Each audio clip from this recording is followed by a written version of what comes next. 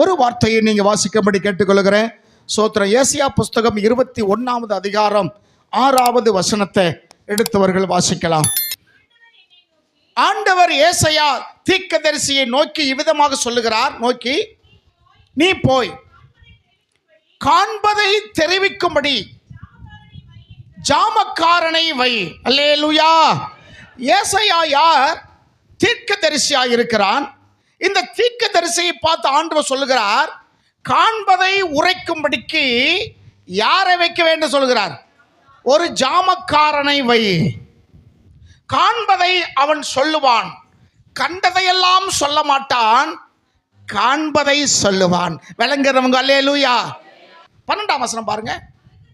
அதற்கு ஜாமக்காரன், விடிய காலம் வருகிறது, ராக்காலமும் வருகிறது, கேட்க மனதானால் திரும்பி வந்து கேளுங்க, திரும்பி வந்து கேளுங்க, மறுபடியும் மறுபடியும் நான் சொல்லுகிறேன். சொன்ன காரியத்தையே மறுபடியும் சொல்லுகிறார். இந்த ஜாமக்காரன் சொல்றாரு, இரவும் வருது பகலும் வருது, கேட்க மனசா இருந்தா என்ன செய்யுங்க? திரும்பி வந்து கேளுங்க, மறுபடியும் நான் சொல்லுகிறேன். ஒரு ஜாமக்காரன் ஒரு வீட்டில் இருக்கும்போது, அவன் விளக்கு அணையாமல் இருக்கும்போது விழுந்து போன கூடாரத்தையும் திருப்பி எடுத்து கட்டுவான். அல்லேலூயா. விழுந்து போன தலைமுறையையும் மறுபடியும் துளிர்விட செய்வான். கைகளை தட்டி, கைகளை தட்டி. ஒரு தலைமுறை ஜெபிக்கிற தலைமுறையா மாறிச்சுனா, அவங்க விளக்கு அணையாமல் இருக்குமையானால் விழுந்து போன கூடாரத்தை கூட கர்த்தர் எடுத்து கட்ட முடியும். அல்லேலூயா. உன் பிள்ளைகள் வாழ்க்கை விழுந்து போச்சு நினைக்கிறீங்களா? உன்னுடைய பொருளாதாரம் விழுந்து போச்சு நினைக்கிறீங்களா? உங்களுடைய சரீரத்தில் நல்ல சுகம் விழுந்து போச்சு நினைக்கிறீங்களா? நீ ஜாமக்காரனாய் மாறும்போது விழுந்ததை கர்த்தர் திருப்பி எடுக்க அவரால முடியும். நீ இழந்ததை கர்த்தர் திருப்பி கொடுக்க அவரால முடியும். எத்தனை பேர் விசுவாசிக்கிறீங்க? எத்தனை பேர் விசுவாசிக்கிறீங்க? ஆமென், ஆமென், ஆமென். ஸ்தோத்திரம். அப்போஸ்தலர் புஸ்தகம் 15ஆம் அதிகாரம் 17ஆம் வசனத்தில் அங்கே யாக்கோப்பு சொல்லக்கூடிய அந்த அப்போஸ்தலன் இவ்விதமாக ஜனங்களை பார்த்து சொல்லுகிறாரு, நடந்த விஷயத்தை அவர் சொல்லுகிறாரு. அப்போஸ்தலர் 15:17 சீக்கிரம் வசிக்க.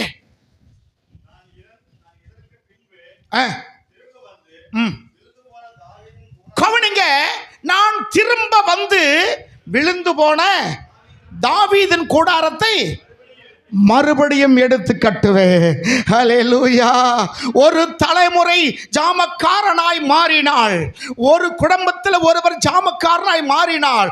விழுந்து போன கூடாரமாய் இருந்தாலும் அந்த கூடாரத்தையும் தேவன் கட்டி எழுப்ப முடியும் என்று எத்தனை பேர் விசுவாசிக்கிறீங்க? ஹல்லேலூயா. உன்னை நம்பி கர்த்தர் ஒரு பொறுப்பை கொடுத்திருக்கிறார். உன்னை நம்பி கர்த்தர் ஒரு குடும்பத்தை கொடுத்திருக்கிறார். உன்னை நம்பி கர்த்தர் பிள்ளைகளை கொடுத்திருக்கிறார். அந்த பிள்ளைகளுக்கு நீதான் காவலா, நீதான் ஜாமக்காரன், நீதான் ஜாமக்காரன். இங்க கூடாரம் என்ன செஞ்சிருச்சா? விழுந்து போச்சு. அந்த கூடாரத்துக்கு பேர் என்ன? தாவீதினுடைய கூடாரம். இது தாவீதினுடைய கூடாரம் அல்ல, தாவீதுக்காக ஆண்டவருக்காக தாவீது போட்ட ஒரு கூடாரம். 2 சாமுவேல் புஸ்தகம் 7ஆம் அதிகாரம் 1-2 வசனம் வாசிங்களே. 2 சாமுவேல் புஸ்தகம் 7ஆம் அதிகாரம் 1-2 வசனங்கள்.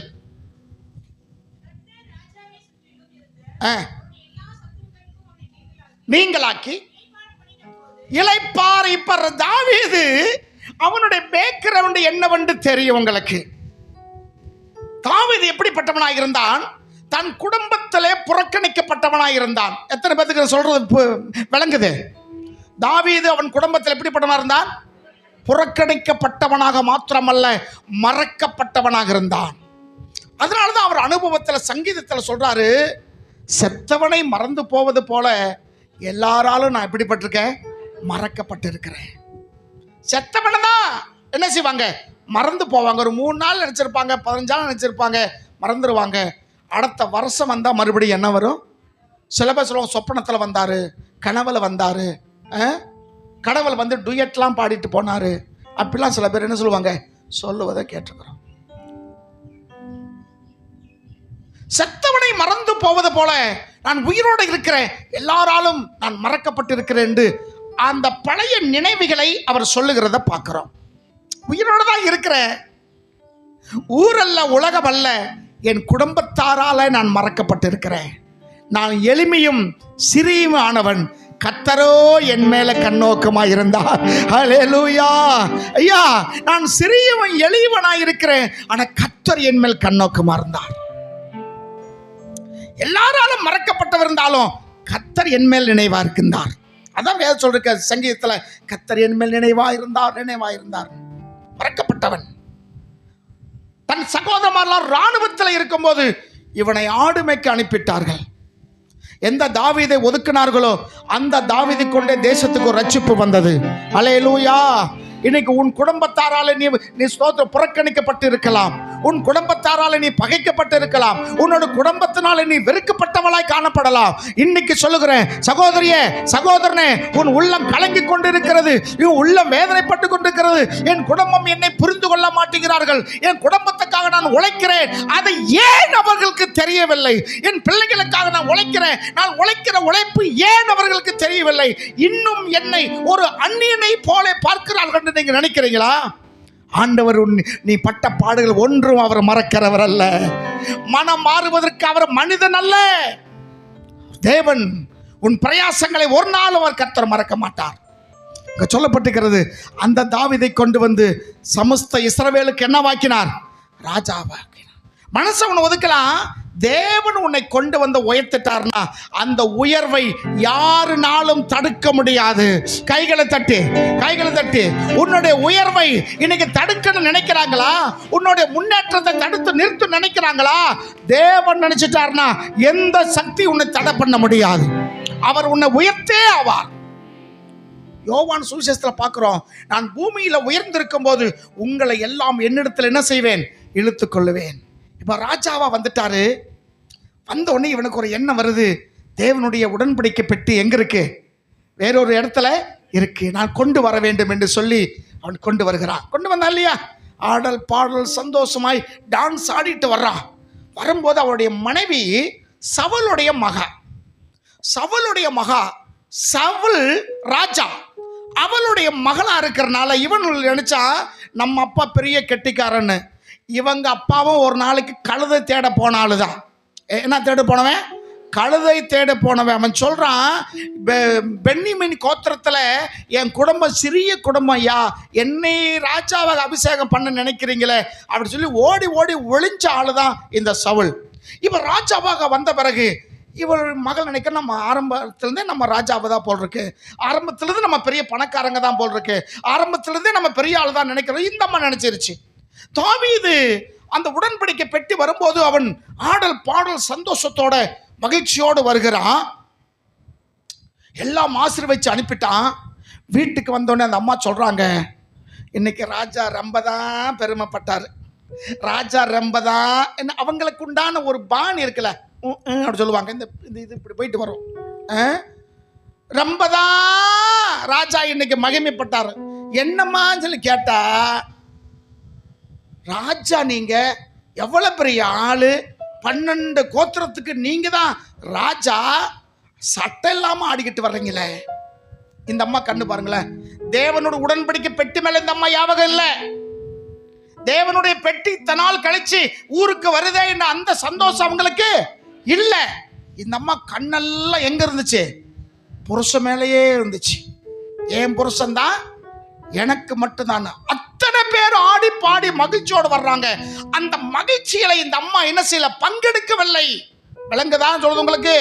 ஒரு மகிழ்ச்சி நடந்துகிட்டு இருக்கு. ஊரே திருவிழா, எருசலேம் நகரமே ஒரு திருவிழா கோலம் இருக்கிறது. பெரிய சந்தோஷம். அநேக வருடங்களாக தேவனுடைய உடன்படிக்கை பெட்டி வெளியே இருந்தது. இன்னைக்கு அந்த பெட்டி வருகிறது என்றால் ஊரே திருவிழா கோலமா இருந்தா இந்த அம்மாக்கு என்ன செய்யல? அந்த விழாவில், அந்த சந்தோஷத்துல, அந்த மகிழ்ச்சியில இந்த அம்மா என்ன செய்ய முடியல? பங்கெடுக்க முடியல. இந்த அம்மா மனசுல ஒரு கோபத்திலேயே இருக்கிறான். இன்னைக்கு ஆள் வீட்டுக்கு வரட்டும், வச்சுக்கிறேன், இன்னைக்கு ஆள் வீட்டுக்கு வரட்டும், அப்படி கடுமையா இருக்கிறாங்க. இவன் சந்தோஷமா வீட்டுக்கு வந்த பார்த்தோன்னே இந்த அம்மா முகத்தை பார்த்தோன்னே எனக்கு சந்தோஷமா போயிருச்சு. என்னன்னு கேட்டா, இன்னைக்கு சட்டை இல்லாம நீங்க ஆடிக்கிட்டு வர்றீங்களே, நீங்க ராஜா இப்படி ஆடலாமா என்று சொல்லும்போது அவன் சொல்றான், ஆடுகளுக்கு பின்னாடி ஓடிக்கொண்டு என்னை. ஹல்லேலூயா. மனைவிப்பா சொல்றா, ஏம்மா நீ மறந்ததை மாதிரி என்ன செய்ய மாட்டேன், பழசை நான் மறக்க மாட்டேன். நீ ஏதோ ராஜா வீட்டு பிள்ளை நினைக்கிற, உண்மைதான். ஆனா உங்க ராஜா, உங்க அப்பா எப்படி ராஜாவானார் உனக்கு தெரியுமா? ஆனா நான் மறக்க மாட்டேன். நான் எங்க இருந்தேன் தெரியுமா? ஆடுகள் மேய்த்து கொண்டிருந்தேன். என் குடும்பத்தினால புறக்கணிக்கப்பட்டவனாக, என் குடும்பத்தினால மறக்கப்பட்டவனாக, என் குடும்பம் பெரிய விருந்து பண்ண போகுது, விசேஷ கிஃப்ட், விசேஷ விருந்தாளிகள் வெளியிருந்து வர்றாங்க, சீஃப் கெஸ்ட் வர்றாங்க. அவங்க மத்தியிலேயே என் குடும்பம் என்னை மறந்து போச்சு. என் ஆண்டவர் என்னை மறக்கலம்மா. அந்த ஆண்டவருக்கு முன்னாடி, ஆடுகளுக்கு பின்னாடி, இன்னொரு இடத்த சொல்றதுக்கு, கரவல் ஆடுகளுக்கு பின்னாடி ஓடிக்கொண்டிருந்த நான் அப்படி நான் இதுவும் ஆடுவேன். உன் பார்வைக்கு நீசனா இருக்கல, இன்னமும் நான் எப்படி ஆவேன், நீசனாவேன் என்று சொல்லி பழசை மறக்காத ஒரு மனிதன். இப்ப தன்னுடைய ராஜ்யத்துக்கு வந்த பிறகு நிறைய யுத்தங்கள் அவன் வாழ்க்கையில் வருகிறது. அவன் அடிச்ச அடிதான் சாலமோன் காலத்தில் கூட ஒரு எதிரி என்ன செய்ய முடியல, எந்திரிக்க முடியல. அவ்வளவு அடி அடிச்சான். இப்ப தன் வீட்டுக்கு வந்த பிறகு அங்கே இப்ப வாசிங்க அந்த 1வது வசனத்தை. கர்த்தர் சுற்றிலும் இருந்த எல்லா சத்துருக்களுக்கும் நீங்களாக்கினார். ஒன்று, சத்துருக்கள் இருந்தாங்க, அந்த சத்துருக்கள் இருந்து கர்த்தர் தாவீது என்ன செய்தார், நீங்களாக்கினார். அதனால தான் அந்த அனுபவத்தை சொல்கிறான். என் சத்துருக்களுக்கு முன்னாடி எனக்கு ஒரு பந்தியை ஆயத்தப்படுத்தி என் தலையை எண்ணெயால் அபிஷேகம் பண்ணுகிறீர், என் பாத்திரம் நிரம்பி வழிகிறது, என் ஜீவனுள்ள நாளெல்லாம் நன்மையும் கிருபையும் என்னை தொடரும். அல்லேலூயா. அதை நான் தொடர்ந்து போக மாட்டேன், அவைகள் என்னை தொடர்ந்து வரும். சத்துருக்கள் கைக்கெல்லாம் அவனை நீங்களாக்கி விட்ட பிறகு தேவன் அவனை இளைப்பாறை பண்ணினார். தேவன் நமக்கு ஒரு என்ன கொடுத்திருக்கிறாரு, ஒரு இளைப்பாறுதல். ஆனா உண்மையில் இளைப்பாறுதல் இந்த பூமியில இல்லை. சில பேர் 60 வயசு 58 வயசு 60 வயசு ஆனால் ரிட்டையர்மெண்ட் கொடுத்துருவாங்க.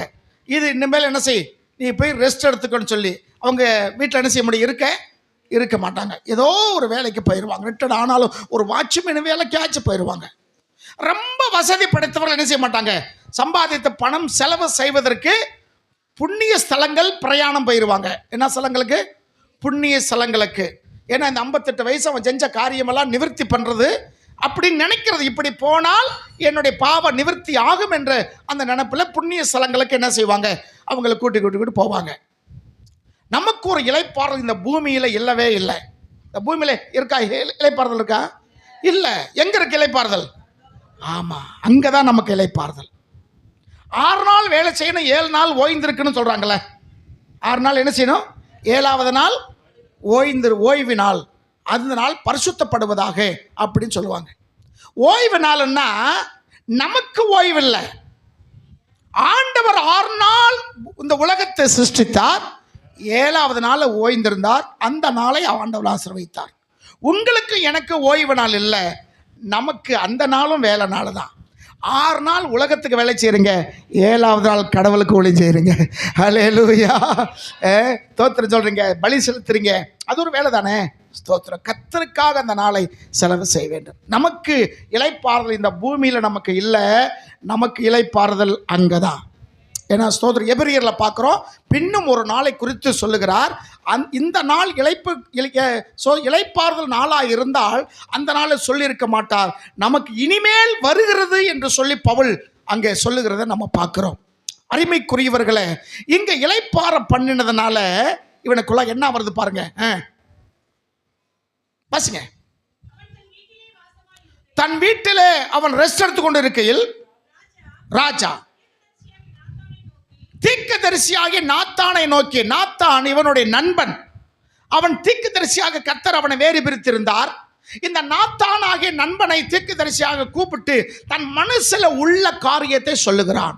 நல்லா கவனிச்சுக்கிடுங்க. ஏசாயா 21:6 ஏசாயா தீர்க்கதரிசிக்கு ஆண்டவர் சொன்னார், உனக்கு ஒரு ஜாமக்காரனை வை என்று சொன்னார். ஏன்னா அவனுக்கு தான் தெரியும் இரவு ஸ்தோத்திரம் முதல் ஜாமமா, இரண்டாவது ஜாமமா, நாலாவது ஜாமமா என்று யாருக்கு தெரியும்? விழித்து இருக்கிறவனுக்கு தெரியுமே தவிர தூங்குறவங்களுக்கு என்ன செய்யாது? தெரியாது. சில பேர் 7 மணிக்கு எந்திரிச்சாலும் அதுக்குள்ள விடிஞ்சு போச்சா. அப்படித்தானே? நம்ம எங்கேயாச்சும் ஸ்தோத்திர பிரயாணம் போகிறதா இருந்தா காலையில் 5 மணிக்கு கிளம்பணும் இருந்தா அன்னைக்கு நைட்டு தூக்கமே வராது. தூங்குற மாதிரி இருக்கும். 4 முறை எந்திரிச்சுப்போம். எந்திரிச்சு வாட்சி பார்ப்போம். அப்படித்தானே? சில பேர் அலாரம் வச்சு படுத்துக்க, நமக்கு சில பேர் அலாரம் வைக்க தெரியாதா? என்னால் என்ன செய்யறது? எந்திரிச்சு செல்ல பார்க்கறது. போன வாரத்தில் ஒரு மீட்டிங் போயிருந்தேன். 4 மணிக்கு தூக்கம் கலைஞ்சிருச்சு. 4 மணிக்கு எந்திரிச்சு குளிச்சுட்டு ரெடியாக இருக்கும்போது ஜிவராணி வந்து சொல்கிறாங்க, 4 மணிக்கு அவர் எந்திரிச்சு பண்ணனால அப்புறம் கொஞ்சம் இல்லை. ஏன்னா அந்த குறிப்பிட்ட டயத்துக்கு என்ன செய்யணும்? போகணும். ஹைகோர்ட்டில், மதுரை ஹைகோர்ட்டில் ஒரு வாய்தா 12 மணிக்குள்ளே அங்கே இருக்குன்னு சொல்லிட்டாங்க. நான் மட்டும் இல்லை, 10 பேர் வர்றாங்க. ஒருத்தர் போனாலும் அந்த 9 பேர் என்ன செய்ய முடியும்? உள்ளே போக முடியாது. ஒரு காரியத்துக்கு போகிறதுக்கு நம்ம முன்கூட்டி என்ன செய்கிறோம்? ஆயத்தமாகிறோம். ஆனால் ஆராதனைக்கு வருவதுக்கு மட்டும் என்ன செய்கிறோம்? எப்போ போனாலும் நம்ம சர்ச்சு தானே இருக்கோம். எப்போ போனாலும் அவன் இருக்கும். இல்லாமல் எங்கே போகுது? சர்ச்சு இருக்கும். ஸ்தோத்திரம்.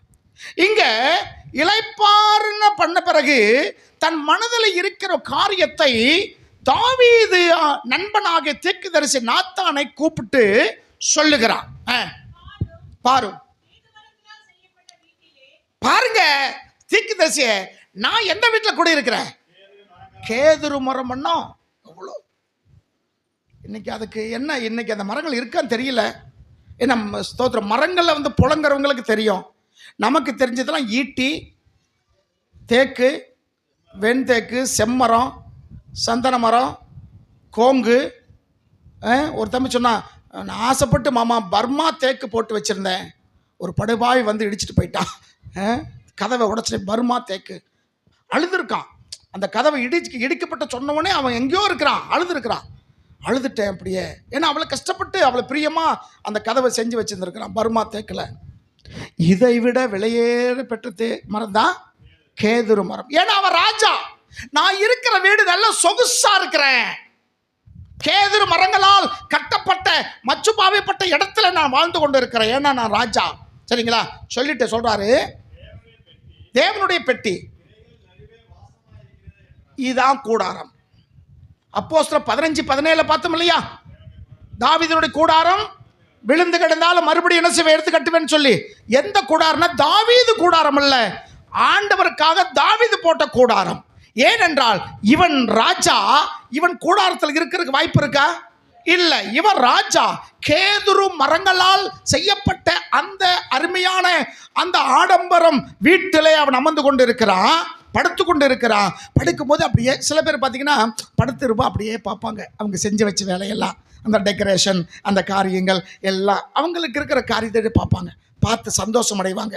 சில வேளையில் இன்னைக்கு இது கொஞ்சம் இப்படி செஞ்சால் நல்லா இருக்குமே, இது இப்படி செஞ்சால் அவங்களுடைய பொருளாதாரத்தை வைத்து அந்த காரியம் சொல்லுவாங்க. தாவீது அப்படி படுத்துக்கிட்டு இருக்கும் போது தான் இவனுக்கு மூடி எங்கே போயிருச்சு? நான் நல்ல வீட்டில் குறி இருக்கிறேன், என் ஆண்டோடைய பெட்டி திரைச்சீலைக்குள்ளே இருக்கு. இவனோட இதயம் பாருங்க. அதான் ஆண்டவர் சொன்னாரு, என் இதயத்துக்கு ஏற்றவனை உங்களுக்கு நான் தருவேன். அல்லேலூயா. என் இதயமும் அவன் இதயமும் ஒத்து போனபடினால நான் இருக்க வேண்டும், என்னுடைய காரியங்கள் எப்படி இருக்க வேண்டும் என்று அவனுக்கு தெரியும். அதனால தான் என் இதயத்துக்கு ஏற்றவன் என்று சொல்லி தாவீதை குறித்து ஆண்டவர் சர்டிஃபிகேட் கொடுக்கிறார். உங்களை பற்றி என்னை பற்றி அப்படி கொடுக்க முடியுமா? தாவீது என்று பேர் வச்சாலும் போதாது, சரிங்களா? ஆனால் தேவனுக்கு இதயத்துக்கு ஏற்றவங்களா இருக்கிறோமா? கிறிஸ்தவ பேர் மட்டும் வச்சா பரலோகத்துக்கு என்ன செய்ய முடியாது? போக முடியாது. சத்தியத்தின்படி நடக்கிறவங்க மாத்திரமே நித்தியத்துக்கு போக முடியும். அல்லேலூயா. அதாங்க கடந்த வாரத்தில் ஒரு செய்தின்னு போட்டு யூடியூப்புகள் கிடக்கு, பார்க்காதவங்க பாருங்க. சத்தம், நித்தம், சித்தம். சித்தம், சத்தம், நித்தம், அப்படித்தானே? 3 காரியங்களை அந்த காரியங்களை பேசணும். யூடியூப்புகள் கிடக்கு, பார்க்காதவங்க பாருங்க. கர்த்தர் நாம மகிமை உண்டாகட்டும். நான் என்ன சொல்ல வர்றேன்னா, இப்போ இவன் சொல்லுகிறான், என்னுடைய தேவனுடைய உடன்படிக்கை பெட்டி திரைச்சீலை இருக்க சொல்லிட்டு 2ஆம் வசனம், 3ஆம் வசனம். அப்பொழுது ராஜாவை நோக்கி, ராஜா, நீ தேவனுக்கு ஏற்றவன், தேவனுடைய ஃப்ரெண்டா இருக்கிற, உன் இதயத்துக்கு ஏற்றபடி செய்யும். ஏனென்றால் கர்த்தர் உன்னுடனே இருக்கிறாரே, கர்த்தர் உன்னுடனே இருக்கிறாரே. இவன் சந்ததி ஒளிந்து போகாதபடிக்கு கர்த்தர் இந்த சந்ததியை ஆசீர்வதித்துக் கொண்டே இருந்தார். இந்த தலைமுறை என்ன செய்யல? விழுந்து போகவே இல்லை. நீ ஜாமக்காரனை வைத்து உனக்கு ஒரு வெளிச்சம் இருக்குமையானால், உனக்கு ஒரு விளக்கு இருக்குமையானால், அந்த ஒரு விளக்கு நிமித்தம் உன்னுடைய தலைமுறைகளை கர்த்தர் எடுத்து காப்பாற்றுவார். அல்லேலூயா, ஸ்தோத்திரம். 1 ராஜாக்கள் 11ஆம் அதிகாரம், 1 ராஜாக்கள் 11ஆம் அதிகாரத்தில் 36வது வசனத்தை நீங்கள் வாசிங்க. 1 ராஜாக்கள் புஸ்தகம் ஸ்தோத்திரம் 11ஆம் அதிகாரம் 36வது வசனம். நான் தெரிந்து கொண்ட நகரமாகிய எருசலேமில் நல்ல நிறுத்தி வாசிங்க அந்த பகுதியை. என்னால் என் தாசனுக்கு, என்னாலும் எந்த நாளும் ஒரு விளக்கு என் தாவீதுக்காக இருக்கும். அல்லேலூயா. அப்படின்னா என்ன சொல்றாரு? உன் தலைமுறைகளை நான் ஆசீர்வதிக்கிறேன்ங்கிறார். என்ன ஆசீர்வதிப்பேன்? உன் தலைமுறைகளை நான் ஆசீர்வதிப்பேன். உன் தலைமுறை உன்னோட நின்று போவது அல்ல, உன் தலைமுறைகளை நான் ஆசீர்வதிப்பேன். என்னாலும் தாவீதுக்கு என்ன இருக்கும்? ஒரு விளக்கை இருக்கத்தக்கதாக கொடுப்பேன். இது யாருக்கிட்ட சொல்றார் ஆண்டவர்? யெரொபெயாம் சொல்லக்கூடிய ஒரு மனிதன் கிட்ட சொல்லுகிறார். என்ன மனசுமா? யெரொபெயாம். தாவீது இறந்த பிறகு சாலமோன் வருகிறார். சாலமோனுடைய ஆட்சியில இந்த ரெகோபெயாம் ஒரு தலைவனாக இருந்தான், ஒரு காரியவாதியாக இருந்தான், ஒரு சாமர்த்தியசாலியாக இருந்தான். அவனை ஒரு கோத்திரத்தை விசாரிக்கும்படி சாலமோனே அவனை நியமித்திருந்தார். இப்ப சாலமோன் நாட்களில் அவன் பின்வாங்கி போனவன். தன் மனைவிகளுக்காக அவன் விக்கிர கோயில்களை கட்டினான். ரொம்ப பேத்துக்கு சாலமோனால தேவாலயத்தை கட்டினவன் தேவாலயத்தை மட்டும் கட்டினானா? விக்கிர கோயில்களையும் கட்டினான். இவன் ஜெபிக்கும் போது அக்கினி இறங்கி வந்துச்சு. சாலமோன் ஜெபம் சாதாரண ஜெபம் இல்லை. சாலமோன் ஜெபிக்கும் என்ன இறங்கியது? அக்கினி இறங்கி வந்தது. ஆசாரியர்கள் உள்ள இருந்து அவங்க ஊழியம் செய்யக்கூடாதபடிக்கு அவர்களை அந்த அளவுக்கு ஒரு மேகம் என்ன செஞ்சது? முடியாம அவங்களை தடுத்தது. அந்த அளவுக்கு ஒரு மகிமை. அந்த ஜெபம் அப்படிப்பட்ட ஜெபம். அங்கேயும் ஜெபிச்சான், மனைவிகளோடு சேர்ந்து போய் விக்கிரங்களையும் கும்பிட்டான். தேவாலயத்தை கட்டின அதே மனுஷன் இன்னைக்கு கட்டினான். எதை கட்டினான்? விக்கிரங்களை கட்டினான். இன்னைக்கு நீங்க எதை கட்டிக்கிட்டு இருக்கீங்க? கடந்த வாரத்தில் ஒரு கர்த்தருடைய வார்த்தை நம்ம பார்த்தோம், அதுவும் யூடியூப்ல கிடக்கு. நீ கட்டினது நிலைத்தால் கூலியை பெறுவாய். நீ கட்டுகிறாய், கட்டினதை நிலைக்கும்படி கட்டு. அந்த செய்தியுடைய தலைப்பு அது இருக்கும். நீ கட்டுகிறாய், நீ கட்டுகிறத நிலைக்கும்படி கட்டு. சும்மா பேருக்கு கட்டி இன்னைக்கு ஒப்பந்ததாரர் சொல்லுவாங்கள்ல, இந்த பாலம் கட்டுறவங்க, ரோடு போடுறவங்க, இந்த காலனி வீடெல்லாம் சில வீடு தொகுப்பு வீடு வரும். அந்த தொகுப்பு வீடு கட்டுறவங்கெல்லாம் லஞ்சம் நிறையா எடுக்கிறதுக்காக என்ன செய்வாங்க? 1க்கு 4 கட்டி கொஞ்ச நாளுக்குள்ளேயே காரை என்ன செஞ்சிடும்? டம்மு டம்மு விழுந்து போயிடும். பாலங்கள்லாம் இடிஞ்சு போயிடும். பார்த்துருக்கீங்களா? நீ கட்டுனது நிலைக்கும்படி கட்டு. கட்டுற சந்தோஷம்தான், நோக்கம் நல்ல நோக்கம்தான். அது நிலைக்கும்படி கட்டு. செய்கிற அது நல்லபடியாக செய். பேருக்காக என்ன செய்யாத. அதான் அதோடைய அர்த்தம். இங்கே என்ன சொல்லப்பட்டு வருகிறது? அந்த ரெகோபெயாமுடைய காலத்தில் சாலமோன் இறந்து போகிறான். அவனுடைய மகன் வர்றான். அவன் பேர் என்னது? அவன் ரெகோபெயா, இவன் யெரொபெயாம். தேசம் 2ஆக பிரிக்கப்படுகிறது. இப்ப தேவ மனுஷன் ஒரு ஊழியக்காரரை சந்திச்சு சொல்லுகிறாரு, எப்பா தாவீதுக்காக ஒரு கோத்திரத்தை நான் நியமிச்சு வச்சிருக்கிறேன். அவன் மட்டும் இல்லைன்னா 12 கோத்திரம் உன் கையில் நான் என்ன செஞ்சிருவேன்? நான் கொடுத்துருவேன். ஆனால் என் தாசனாகிய தாவீது நிமித்தம் ஒரு விளக்கு எரிந்து கொண்டே இருக்கும். யாருக்கு சொல்றாரு? இதை யெரொபெயாமுக்கு சொல்லுகிறார். 11 கோத்திரத்தை நான் உனக்கு கொடுத்துட்றேன். ஒரு கோத்திரத்தை மட்டும் என்ன செய்யட்டும்? தாவீதுக்காக அவன் பையன் ஆளுகை செய்யட்டும். தாவீதுக்காக அவன் பயம் ஆளுகை செய்யட்டும். ஏன்னா ஒரு விளக்கு அவனுக்காக என்ன செஞ்சிருக்கும், எரிந்து கொண்டே இருக்கும் என்று சொல்லி இந்த யெரொபெயாம் கிட்ட ஒரு தீர்க்க தரிசி போய் சொல்லுகிறதா இப்போ நீங்கள் வாசித்த வசனம். என்னால் ஒரு விளக்கு என்ன செய்யும், உங்கள் வீட்டில் ஒரு விளக்கு எரிஞ்சுக்கிட்டே இருக்கணும். ஞாயிற்றுக்கிழமை மட்டும் எரியக்கூடாது. என்ன செய்யணும், என்னால் ஒரு விளக்கு எரியணும். சில வீடுகளை பார்த்தா ஊருக்கு போயிடுவாங்க, வெளி லைட்டு போட்டுட்டு போயிடுவாங்க. ஊருக்கு போயிடுவாங்க, வேணுமெண்டே லைட்டு போயிட்டு போயிரு. ஏன்னா லைட் எரிஞ்சால் வீட்டில் ஆள் இருப்பாங்கன்னு சொல்லி வெளியே இருக்கிறவன் இந்த களவு செய்ய வர்றால திருட, அவன் நினச்சிக்கிறவானா, அவன் இவன் மாதிரி எத்தனை வீட்டை பார்த்தவனோ, எத்தனை வீட்டில் கொள்ளையடிச்சனோ, இவங்க நினைக்கிறது இந்த லைட்டு நமக்கு ஒரு பாதுகாப்பு. வீட்டில் ஆள் இல்லைனாலும் லைட்டு போட்டு போயிட்டா அப்போ வீட்டில் ஆள் இருக்காங்க. சில பேர் வந்து துணிகள்லாம் காய போட்டு போயிடுவாங்க. போகிறது ஊருக்கு, துணியெல்லாம் என்ன செய்வாங்க, சில துணிகள் காய போட்டு போயிட்டாங்கன்னா அப்போ வீட்டில் ஆள் இருக்காங்க. எதெல்லாம் அடையாளம் பாருங்கள். துணி காய போடுறது, லைட் எரிகிறது. ஆனால் இங்கே ஆண்டவர் சொல்கிறாரு, என்னால் என் பிள்ளைக்காக ஒரு விளக்கு எரிந்து கொண்டே இருக்கும். அல்லேலூயா. அதுதான் சங்கீதம், ஸ்தோத்திரம் 18ஆம் சங்கீதம் 28ஆம் வசனம். சங்கீதம் 18:28. சீக்கிரம் வாசிக்க, ஜெபம் பண்ணி முடிக்க போகிறோம். சங்கீதம் 18:28. தேவனீர் என் விளக்கை ஏற்றுவீர். விளங்கடவங்க அல்லேலூயா. இது இப்போ யெரொபெயாம் கிட்ட சொன்னது முதலா, சங்கீதத்தில் சொன்னது முதலா? சங்கீதம் சொன்னதா முதல், சரிங்களா? ஏன்னா இப்ப தாவீது இறந்துட்டார், சாலமோனும் இறந்துட்டார். இப்ப பேரங்கையில் அந்த பொறுப்பு வருது. இப்ப முன்னாடியே அவர் சொல்லிட்டாரு, சங்கீதம் 18:28, தேவனீர் என் விளக்கை ஏற்றுவீர், என் தேவனாகிய கர்த்தர் இருளை வெளிச்சமாக்கி. எதெல்லாம் இருள் நினைக்கிறீங்களோ அதை கர்த்தர் வெளிச்சமாக்குகிறார். கைகளை தட்டி, உன் இருள் வெளிச்சமாக மாறுகிறது, உன் இருள், உன் அந்தகாரம் வெளிச்சமாக மாறுகிறது. கர்த்தரே வெளிச்சமானவர், அவரே உலக இரட்சகர், அவரே உலகத்துக்கு ஒளியாயிருக்கிறார். யோவான் 1:9 வாசிக்கிறோம், உலகத்தில் வந்த எந்த மனுஷனையும் பிரகாசிக்க பண்ணுவதே அந்த மெய்யான ஒளி. விளங்கணும் அல்லேலூயா. ஸ்தோத்திரம். லூக்காவில் சொல்லிருக்கிறது, நீ என்னை பின்பற்றி வருகிறவன் இருளில் நடவாமல் ஒளியிலே நடப்பான். நீங்க நடக்கிற இடம் வெளிச்சம்.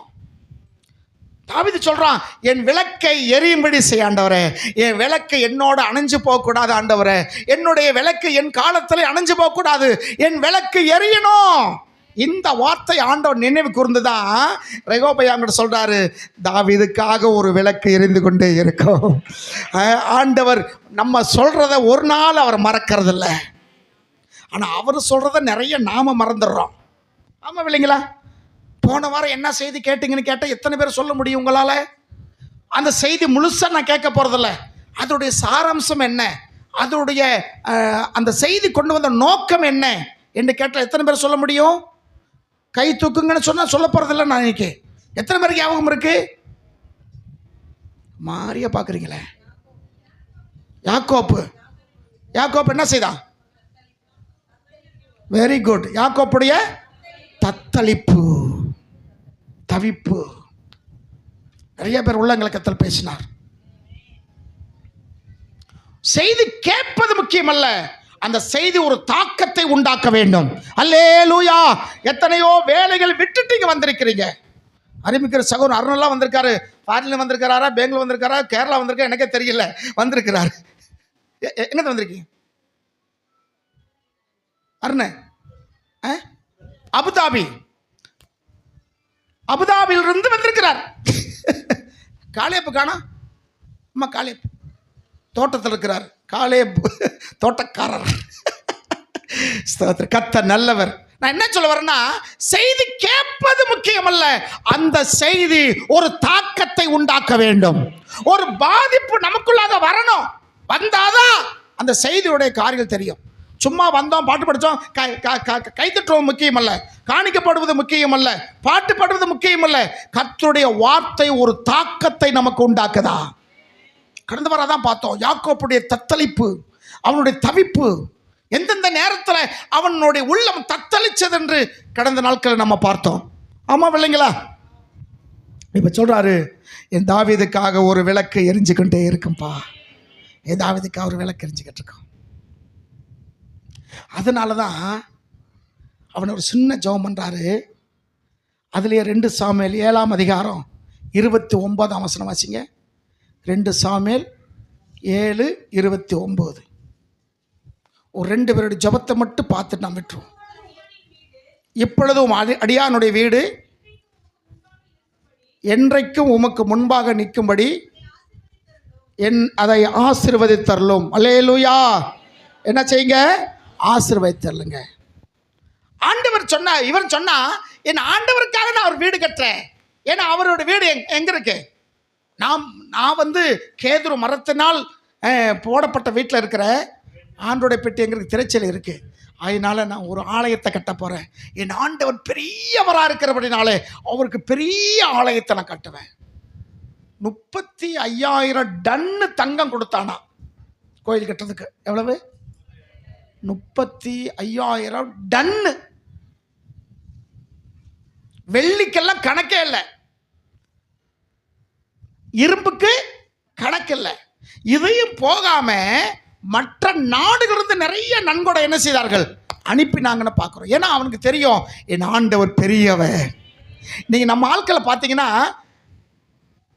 காசு கொடுத்து வாங்கின இடத்துல வீடு கட்டிக்கிறவாங்க, பெரும்போக்கில் சபை கட்டுவாங்க. அந்த சபை கொஞ்ச நாளுக்குள்ளே இடிக்கப்படும்.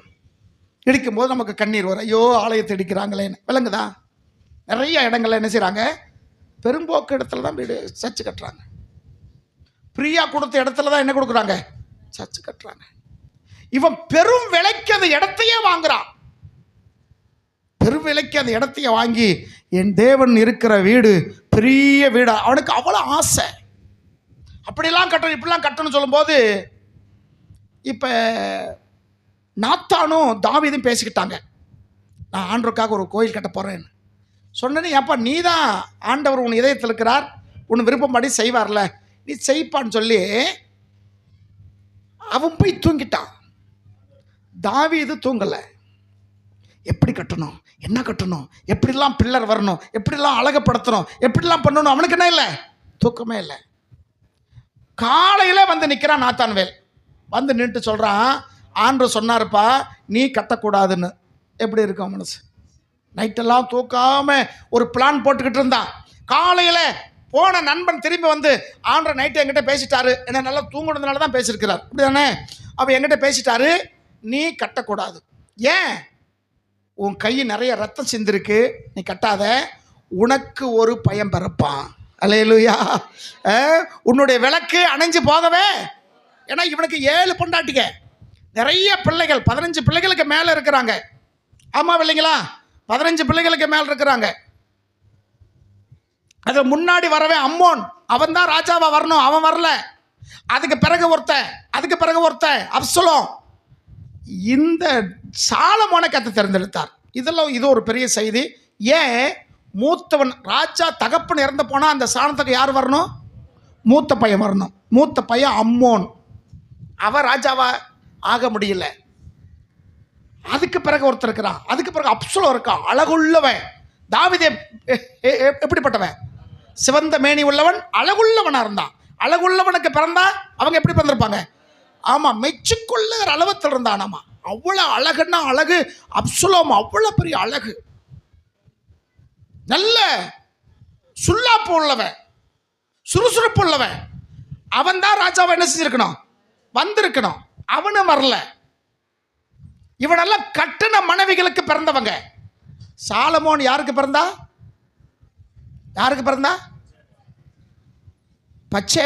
பச்சேபால் இவனுடைய மனைவி சொல்லியிருக்கா? ஒரு இடத்துலையும் பச்சேபால் தாவீது மனைவின்னு சொல்லவே இல்லை. மத்தேயு 1ஆம் அதிகாரத்து வரைக்கும் நீங்க பார்த்தீங்கன்னா உரியாவின் மனைவிடத்தில் பிறந்த சாலமோன் அப்படிதான் இருக்கும். அவனை கர்த்தர் தேர்ந்தெடுத்தார். இவனை குறித்து அழகுன்னு சொல்லல, சாலமோன் சுறுசுறுப்புன்னு சொல்லல, அவன் வந்து மெச்சுக்கொள்றவனு சொல்லல, ஒரு காரியம் சொல்லல. ஏன் அவனை தேர்ந்தெடுத்தார் என்று ஏற்கனவே ரொம்ப நாளைக்கு முன்னாடி அந்த வார்த்தை, அந்த செய்தி நம்ம பார்த்துருக்குறோம். கடவுள் சுத்தமான வருகிற நாட்களை பார்ப்போம். இப்போ ஒரு கேள்வி வருதா? ஏன்னா மூத்தவன் தானே ராஜா வரணும், அதானே சட்டம். ஏன் இவன் 4வது மனைவிக்கு பிறந்தவனை, அது வந்து முறைப்படி திருமணம் ஆகாதவன், அவளுக்கு பிறந்தவனை எப்படி ராஜாவாக்கினாரு?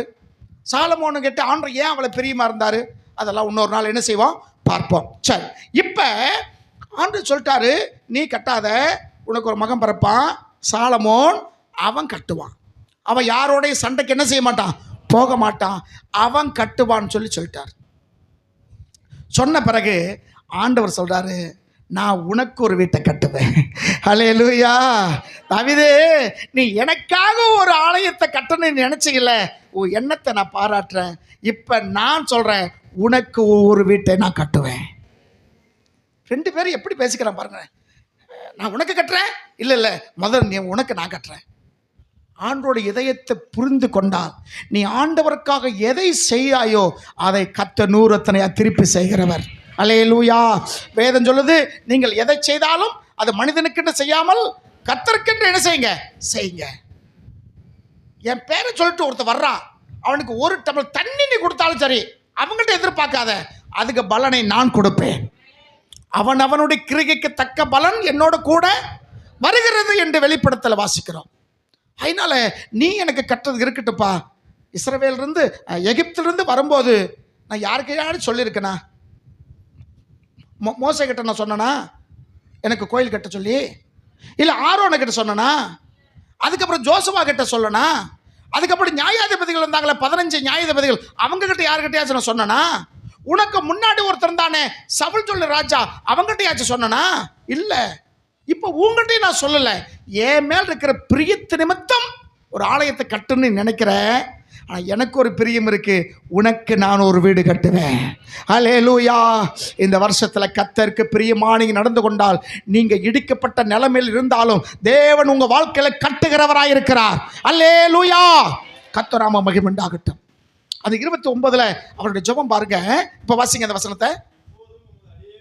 இப்போது உமது அடியேன் வீடு என்றென்றைக்கும் உமக்கு முன்பாக இருக்கும்படி என் வீடு எப்பொழுதும் உமக்கு முன்னாடி இருக்கணும் ஆண்டவரே. அதனால வீடு இருந்தா போதாதுப்பா, அந்த வீட்டில் ஒரு விளக்கு வேணும். ஆண்டவர், என் வீடு எப்பொழுதும் உங்களுக்கு முன்னாடி இருக்கணும். ஆசீர்வதிக்கப்பட்டிருக்கணும். உங்க வீடு ஆண்டவருக்கு முன்னாடி எப்பொழுதும் இருக்கணும். உங்க வீடு யாருக்கு நிற்கணும்? ஆண்டவருக்கு முன்னாடி நிற்கணும். உங்க பிள்ளைகள் ஆண்டவருக்கு முன்னாடி நிற்கணும். உங்களுடைய கணவன்மார்கள் ஆண்டவருக்கு முன்னாடி நிற்கணும். உங்க மனைவிமார்கள் எங்க நிற்கணும்? ஆண்டவருக்கு முன்னாடி நிற்கணும். உங்க பேர பிள்ளைகள் ஆண்டவருக்கு முன்னாடி நிற்கணும். வேற எங்க நிற்கிறாங்க இன்னைக்கு நம்ம பிள்ளைகள்? எங்க போய் நின்று கொண்டு நேரத்தை செலவழித்துக் கொண்டிருக்கிறாங்க? அருமைக்குரியவர்களே, என் வீடு எப்பொழுதும் அப்படி என்ன சொல்றாரு? என் தலைமுறை தோறும் எங்க வீடு எப்படி இருக்கணும்? உங்ககிட்ட இருக்கணும், உங்களுக்கு முன்னாடி இருக்கணும்னு சொல்லி வேண்டிக்கிட்டான். பொது நல ஜபம். இன்னொருத்தர் ராஜா எசேக்கியா ஒரு ராஜா இருக்கிறான்.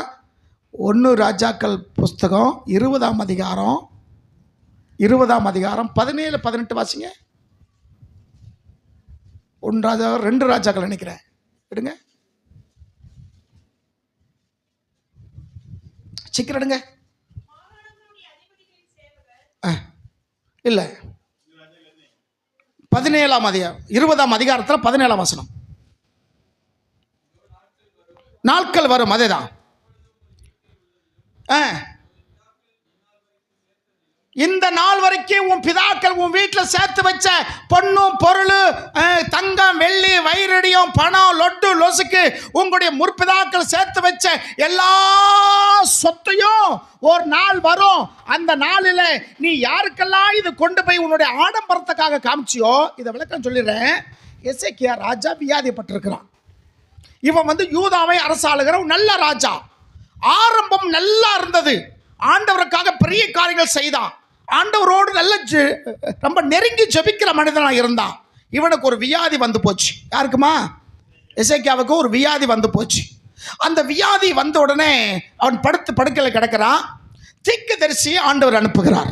அனுப்பி, எப்பா நீ 15 நாளுக்குள்ள சாக போற, உன் வீட்டை ஒழுங்கு பண்ணி வச்சுக்கோ.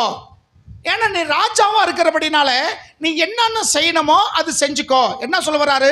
உன்னோட இடத்துல வேறொருவனை நீ தேர்ந்தெடுத்துக்கோ, நாட்டு என்னென்ன காரியங்களுக்கு நீ பண்ணிக்கோன்னு சொல்லி 15 நாள் அவகாசம் கொடுக்குறாரு. கொடுத்துட்டு போயிடுறார். போன உடனே இவர் என்ன செய்கிறாரு, செவத்த பக்கம் திரும்பிட்டு அழுகிறாரு. சில பேர் பார்த்தீங்கன்னா கிறிஸ்துவ வால் போஸ்டில் பார்த்துருக்கிறேன், ஒரு பேரை போட்டு இவர் கர்த்தருக்குள் நித்திரை அடைந்தார் என்று வருத்தத்துடன் தெரிவிக்கிறோம். நித்திரை யாருக்குள்ள? ஆமாம், ஏன்னா வேதம் சொல்லுது கர்த்தருக்குள் நித்திரை அடைந்தவர்கள் பாக்கியவான்கள் வேதம் இருக்கு. ஆமாம் இல்லைங்களா? வேதம் அப்படி இருக்கு. ஆனால் இவங்க என்ன சொல்றாங்க, கர்த்தருக்குள் நித்திரை அடைந்தார் என்று வருத்தத்துடன் தெரிவித்துக் கொள்கிறோம். அப்போ இது எங்கிருந்து வந்துச்சு? அடுத்தவங்களை பார்த்து அடித்த காப்பி. அவங்க என்ன நினைப்பாங்க, இந்த முனியாண்டி என்பவர் இறைவனடி சேர்ந்தார் என்று வருத்தத்துடன் தெரிவிக்கிறோம். அவங்க வருத்தம் தெரிவிக்கட்டும், அவங்க இறைவனடி சேர்ந்தாங்கன்னு சொல்கிறாங்க. ஆனால் நிச்சயமாக அங்கே போகிறதுக்கு என்ன இல்லை, வாய்ப்பு இல்லை. ஏன்னா ஜலத்தினாலும் ஆவினாலும் பிராவிட்டா ஒருவனும் தேவராஜ்யத்தை என்ன செய்ய மாட்டான், காண மாட்டான் இருக்கு. இப்போ அவர் சொல்லிட்டாரு. சொன்ன உடனே இவர் செவத்த பக்கம் திரும்பி அழுதுகிட்டு இருக்காரு. ஐயோ, நான் அதை செஞ்சனே, இதை செஞ்சனே, அப்படியெல்லாம் பண்ணினே, ஆண்டவரே உங்கள் பார்வைக்கு நலமானதெல்லாம் செஞ்சனே, அதெல்லாம் நீங்கள் நன்றி மறந்துட்டு இந்த கொஞ்சம் வயசுலேயே என்ன வயசெல்லாம் ரொம்ப கூட, நான் சும்மா பேச்சு சொல்கிறேன், இந்த கொஞ்சம் வயசுலேயே என்ன சொல்லிட்டீங்க, சாக போகிற சொல்லிட்டீங்களேன்னு சொல்லி இவனுக்கு ரொம்ப கஷ்டம். இந்த சொல்லிட்டு தீக்கி தரிசி போய்கிட்டு இருக்கிறான். போன உடனே வீட்டு முத்தம் கூட தாண்டலையாமா. ஆண்டு பேசிட்டாரு, எப்பா எசேக்கியா தாசா ரொம்ப அழுதுகிட்டு இருக்கிறான், அவன் என்ன மரணத்தை கண்டு எவ்வளோ பயப்படுறான். ஒன்று தெரிஞ்சுக்கிடுங்க, நான் உயிரோடு இருக்கும் வரைக்கும் மரணம் வருவதில்லை, மரணம் வந்தால் நான் இருப்பதில்லை. ஆமாம் இல்லைங்களா? அவ்வளோதான். உயிரோடு இருக்க வரைக்கும் அவர் நம்மோடு இருக்கிறார், மறித்து போனால் அவரோட நாம் என்ன செய்கிறோம், இருக்கிறோம். அந்த உலக வாழ்க்கை அவ்வளோதான், இது உலக வாழ்க்கை அவ்வளோதான். இங்கே சொல்லப்பட்டிருக்கிறது, அவன் ரொம்ப அழுதுகிட்டு இருக்கிறான், போய் அவனை போய் ஒரு 15 வருஷம் உயிரோடு இரு அப்படி சொல்லிட்டு வாப்பாங்கிறார். அத்திப்பழத்தின் அடையை கொண்டு வந்து நசுக்கி அவனுக்கு ஒரு கட்டி பிளவு வந்ததான். அந்த பிளவில் ஊற்றி சொல்லிட்டு போயிட்டாரு, 3 நாளுக்குள்ளே என்ன எங்கே போவ, சர்ச்சுக்கு நீ ஆலயத்துக்கு நீ போவேன்னு சொல்லிட்டு போயிட்டார். சந்தோஷம். இப்போ இவன் ராஜாவாக இருந்ததுனால பக்கத்து நாட்டு ராஜாவுடைய சேனாதிபதியை அனுப்புகிறார் ஒருத்தன், நீ போய் அவனை நல்லா விசாரிச்சுட்டு வாங்கன்னு. நம்ம ஊருக்கு வியாதினா பக்கத்து சொந்தக்காரர் பார்க்க வருவாங்களே, அந்த மாதிரி பக்கத்து நாட்டு ராஜா சேனாதிபதி அனுப்புகிறான். வந்து இவனை பார்த்தோன்னே நல்லா இருக்கிறான், பர்ஃபெக்ட் சுகம் கிடைச்சிருச்சு. இப்போ இவன் வீட்டை சுற்றி காட்டுறான். என்ன சுற்றி காட்டுறான்? அந்த அரண்மனையை சுற்றி காட்டுறான், ஆயுத சாலையை காட்டுறான், அவங்க தாத்தாக்கள் சேர்த்து வச்ச சொத்து சுகத்தை காட்டுறான், எல்லாத்தையும் காட்டிட்டான். காட்டி முடிச்ச உடனே திக்னஸ் மறுபடியும் வர்றாரு. எப்போ அந்த வெளியிருந்து வந்தாங்களே அவங்க யாரு, இன்னும் நாட்டுக்காரங்க. அப்படியா, என்னன்னா இடத்த உன் வீட்டில் காமிச்ச அப்படி சொல்லும்போது சொல்கிறான், அவங்களுக்கு காட்டாத இடம் ஒன்றுமே இல்லை, எல்லாத்தையும் காமிச்சிட்டான். சில பேர் பெருமை, வீட்டு கொஞ்சம் பெரிய வீடு கட்டிட்டாங்க, உள்ளே போனோன்னே இந்த பீரோ பாருங்க, இது இவ்வளோ விலை, அன்னைக்கு போனது வந்ததெல்லாம் சொல்லிடுவாங்க. அன்னைக்கு நாங்கள் பஸ் ஏறணுமா இறங்கணுமா, அவர் இவ்வளோ ரேட்டு சொன்னாரா, என் வீட்டுக்காரர் பேசாமல் இருந்தாரா, இந்த அம்மா புத்திசாலி மாதிரி அந்த நேரத்தில் நான் இவ்வளோ கேட்டேனா, அதுக்கு ஒரு அந்த பீரோ வாங்கினது உண்டான வரலாறு ஒன்று சொல்லிடுவாங்க. அதுக்கப்புறம் பிரிட்ஜ் இருக்கும், அதுக்கு ஒரு வரலாறு. அதுக்கப்புறம் வாஷிங் மிஷின் வாங்கியிருந்தாங்கன்னா அதுக்கு ஒரு வரலாறு. அவர் சின்னதை கேட்டார், நான் பெருசு கேட்டேன். ஸ்டாண்டோடு வேணுமண்ணா, அவர் வேணாம் மன்னார். விளங்குதுங்களாம் சொல்கிறவங்களுக்கு, நீங்கள் அப்படிப்பட்டவங்க இல்லை, நீங்களாம் நல்லவங்க அப்படிலாம் சொல்ல மாட்டீங்க, அப்படி சில பேர் சொல்கிறாங்க. சரிங்களா? வீட்டை விட்டு அது எல்லாத்துக்கும் ஒவ்வொரு வரலாறு சொல்லிட்டான். இப்போ தீர்க்கதி சொல்கிறாரு, நீ காமிச்ச ஒரு பொருளும் உன் வீட்டில் இருக்காமல் எல்லாம் அவன் தூக்கிட்டு போயிடுவான். ஒரு நாள் வரும், அந்த நாள் எல்லாரும் தூக்கிட்டு போயிடுவான். சொத்து சுகத்தை மட்டுமல்ல, உன் பிள்ளைகளையும் கூட்டு போயிடுவான். உன் பிள்ளைகள் அவன் நாட்டில் அடிமையாய் வைக்க போகிறான். இப்படின்னு சொன்னால் மனசு பதறணுமா வேணாமா? பதறணுமா வேணாமா? எவ்வளோ ஐயோ நான் தப்பு பண்ணிட்டுன்னு. அதுக்கு முன்னாடி எனக்கு சுகம் வேணும்னு சொன்னதுக்கு மட்டும் மூஞ்சியை 3 முழம் திருப்பிக்கிட்டு மூக்கெல்லாம் 3 கிலோ வீங்குற வரைக்கும் ஜோம் பண்ணிக்கிட்டு இருந்தவன், அழுதுகிட்டு இருந்தவன், இப்போ உன் வீட்டுக்கு சொத்தெல்லாம் கொள்ளையடிச்சிட்டு போகிறாங்க, உன் பிள்ளைகள் உன் சந்ததி எல்லாமே அடிமையாக கொண்டு போகிறாங்கப்பா அப்படின்னு சொன்னால் எவ்வளோ மனசு பதறி ஜெபிச்சிருக்கணும். மாறியா பார்க்குறீங்களே, ஜெபிக்கணுமா வேணாமா? ஒரு விளக்கு எரியணுமா வேணாமா? ஒரு விளக்கு ஒரு ஜாமக்காரனா இவன் மாறணுமா வேணாமா? இவன் ஜாமக்காரனா மாறி இருந்தால் தேவன் இதுக்கு ஒரு மாற்றத்தை கொடுத்துருப்பாரா? கொடுக்க மாட்டாரா? இவன் சொல்றான், எவ்வளவு நல்ல எண்ணக்காரங்க பாருங்களேன். அந்த 17 வாசிங்கள, 18 வாசிங்க. நோக்கி நல்லதுதான், கர்த்தர் சொன்ன வார்த்தை நல்லதுதான். எது சொன்னாரு? எல்லாம் கொள்ளையடிச்சிட்டு போறாங்க, உன் பிள்ளைகளை அடிமையா கொண்டு போறாங்க சொன்னா, இவன் சொல்றான் கர்த்தருடைய வார்த்தை நல்லதுதான், என் நாட்களையாவது சமாதானமும் உண்மையும் இருக்குமே என்றான். என் காலத்தில் வராதுல்ல, நான் சுகத்தோடு இருப்பில்ல, நான் மட்டும் சந்தோஷமா இருப்பில்ல, எனக்கு பின்னாடி அவன் இருந்தா என்ன இல்லாட்டி என்ன, நான் போன பிறகு அவன் வாழ்ந்தா என்ன ஓடுனா என்ன, நான் இருக்க வரைக்கும் எப்படி இருப்ப? சந்தோஷம் இருக்கும்ல. ஏன் நாட்களை இது நடக்காதுல்ல, என் பிள்ளைகள் வாழ்க்கை தானே நடக்கும், அதை பத்தி எனக்கு என்ன இல்லை. இவ சுகத்துக்காக மூக்கெல்லாம் 3 கிலோ வீங்குற வரைக்கும் ஜெபம் பண்ணவன் தன் பிள்ளைகளுக்கு ஒரு ஆபத்து வரப்போகுதுன்னா சந்தோஷப்படுகிறான். இவன் ஜாமக்காரனாக இல்லை. விளங்குதா? ஜாமக்காரனா இருந்தா என்ன செஞ்சிருக்கணும்? செபிச்சிருக்கணும். ஐயா நான் தப்பு பண்ணிட்டேன், ஐயா நான் தப்பு பண்ணிட்டேன், என்ன செய்யுங்க, இதுக்கு ஒரு மாற்று வழி கொடுங்கன்னு சொல்லியிருந்தா ஆண்டவர் ஒரு மாற்று வழி கொடுத்துருக்க மாட்டாரா? நல்லதுன்ட்டான். இவனுக்கு ஒரு விளக்கு இல்லை. நான் தாவீது சொல்றான் 7:29 என்னாலும் என் வீடு உமக்கு முன்னாடி இருக்கட்டும் ஆண்டவரே. அப்படின்னா அவனுக்காக ஜெபிக்கல, அவனுடைய தலைமுறைகளுக்காக ஜெபிக்கிறவனா இருந்தான். நீங்களும் நானும் நமக்காக மாத்திரமல்ல, நம்ம தலைமுறைகளுக்காக ஜெபம் பண்ணுவோம்.